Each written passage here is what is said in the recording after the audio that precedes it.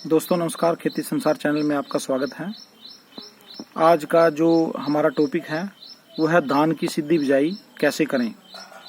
दोस्तों बहुत सारे किसान भाइयों का फ़ोन आता रहता है कि धान की सीधी बिजाई कैसे करें। धान की सीधी बिजाई करने का बहुत आसान तरीका है और बहुत सारे लोगों का ये क्वेश्चन भी रहता है क्या इसमें झाड़ कम निकलता है। तो इन सब बातों को आज मैं इस अपनी वीडियो में बताऊंगा। सबसे पहले तो हमारे को ये सोचना है कि इसमें कोई भी झाड़ की कमी नहीं आती है। इसको करना बहुत आसान है। बस इसमें 2-3 बातें हैं जिनका हमें ध्यान देना बहुत ज़रूरी होता है। नंबर 1, सबसे पहले तो ये ज़रूरी है कि हमारी जो भूमि है, हमारा जो खेत है वो समतल होना चाहिए। उसमें कंप्यूटर गोड़ी लगी होनी चाहिए। यदि कंप्यूटर गोड़ी नहीं लगी होगी तो हमारा खेत उबड़ खाबड़ होगा और जहाँ पर पानी ज़्यादा खड़ा होगा वहाँ पर बीज, जो धान का बीज है जो सीधी बिजाई से हम करते हैं, तो वो मर जाएगा। दूसरी बात हमें क्या करनी है कि इसमें जो स्प्रे करनी है खरपतवार की, वो टाइमली स्प्रे करनी है। यदि 1 दिन के बाद स्प्रे करनी है तो 1 दिन के बाद ही करनी है, और यदि 21 दिन बाद करनी है तो 21 दिन बाद ही करनी है। ऐसा नहीं है कि आप अपनी मर्जी से कभी भी स्प्रे कर सकते हैं। तो दोस्तों चलिए शुरुआत करते हैं। दोस्तों सबसे पहले कंप्यूटर गोड़ी हमने लगा ली। उसके बाद खेत की तैयारी करके हम जब धान की सीधी बिजाई करेंगे, उसके भी 2 तरीके से आप कर सकते हैं। धान की सीधी बिजाई आप सूखे तरीके से भी कर सकते हैं और धान की सीधी बिजाई आप बत्तर में भी कर सकते हैं। तो सबसे पहले हम सूखे की बिजाई के बारे में बताएंगे। धान की सूखी बिजाई करने के लिए हमने खेत की तैयारी कर लेनी है। उसमें हमने खेत में 6 से 8 किलोग्राम पर एकड़ के हिसाब से खेत में बिजाई कर देनी है बीज की। आप किसी भी वैरायटी को इसमें कर सकते हो, इसमें कोई भी दिक्कत नहीं है। सभी वैरायटियां DSR के लिए उचित हैं। तो उसके बाद करने के बाद हमने उसमें पतला पतला पानी लगा देना है और 1 दिन हमने वेट करनी है बत्तर आने के लिए। जैसा ही बत्तर आता है तब हमने उसमें टॉप स्टार दवाई का स्प्रे करना है। 50 से 60 ग्राम पर एकड़ 200 लीटर पानी में मिक्स करके हमने उस पर स्प्रे कर देना है। तो उसके बाद हमने 2 से 3 दिन तक उसमें पानी नहीं लगाना है।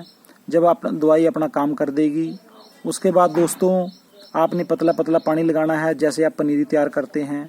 और उसके बाद 21 दिन के होने के बाद आपने नोमनी गोल्ड दवाई का स्प्रे करना है। जो खरपतवार बच जाते हैं, उग जाते हैं बाद में, तो वो नोमनी गोल्ड स्प्रे उसको कंट्रोल कर लेगी। 120 ग्राम प्रति एकड़ के हिसाब से आप उस पर छिड़काव कर सकते हैं। और दूसरा तरीका है कि हम सबसे पहले खेत में पानी लगाएंगे। जब वो बत्तर आ जाएगा तब हम धान की उसमें DSR यानी कि धान की बिजाई करेंगे। बीज की मात्रा वही रहेगी। उसके बाद बिजाई करने के बाद हमने शाम के टाइम पेंडिमेथिलिन दवाई का स्प्रे करना है। दोस्तों शाम के टाइम क्यों? क्योंकि ये दवाई टेम्परेचर की वजह से काम नहीं करती है। टेम्परेचर ज़्यादा होने की वजह से शाम के टाइम आपने स्प्रे करना है। कम से कम 1.5 लीटर पर एकड़ के हिसाब से 200 लीटर पानी में मिक्स करके आपने इसमें स्प्रे कर देना है। और फिर 2 से 3 दिन तक आप इसमें पानी नहीं लगाना है। उसके बाद दोस्तों पतला पतला पानी लगाते रहना है।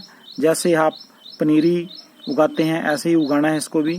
और 21 दिन के बाद आपने नेट 21 दिन पे आपने इस पे नोमनी गोल्ड दवाई का 120 ग्राम प्रति एकड़ के हिसाब से स्प्रे करना है।